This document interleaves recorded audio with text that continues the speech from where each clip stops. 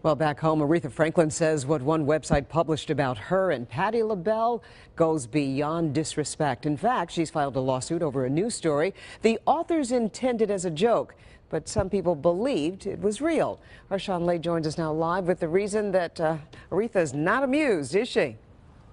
Oh, she is not amused. And Carmen, how do you spell respect? Apparently with a $10 million lawsuit. Let me break all this down for you because you're going to be talking about this one. Here's the website she is talking about and Aretha Franklin plans on suing. It's called The News Nerd. I pulled it up just on my phone here in the last moment, and still on here is this article. Headline reads, Patti LaBelle arrested after fist fight with Aretha Franklin. Now here's the deal. The News Nerd, it says it's a satire site, kind of like The Onion, if you've heard of that. But nowhere on this article does it say this is satire. It's a fake article. People have taken it, passed it around. Lots of people don't believe it. Plenty of people do, and there's the problem.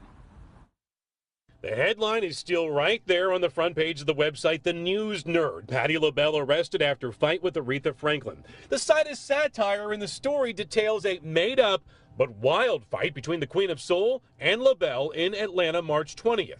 The story reads, quote, onlookers say LaBelle quickly removed her earrings and wig and approached Franklin, and the fight was on. The author writes, the two brawling over Franklin snubbing LaBelle at a White House Women of Soul event. But in this statement released to Local 4, Franklin's spokesperson tells us, quote, the story, originally posted on thenewsnerd.com, has reached millions through print and broadcast pickup and numerous repostings by social media users. The problem is that the story isn't true. In fact, people commenting on the website seem to think the story is true, despite a disclaimer at the bottom of the webpage that says the site is purely satire. Franklin goes on to say that she wasn't even in Atlanta March 20th. She was in New York celebrating her birthday. Quote, Patti and I are cool and we always have been. I enjoyed her at the White House. Classic Patti.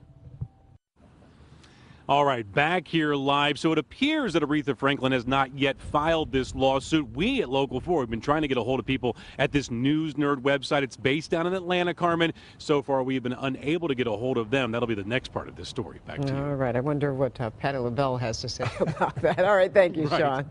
Moved her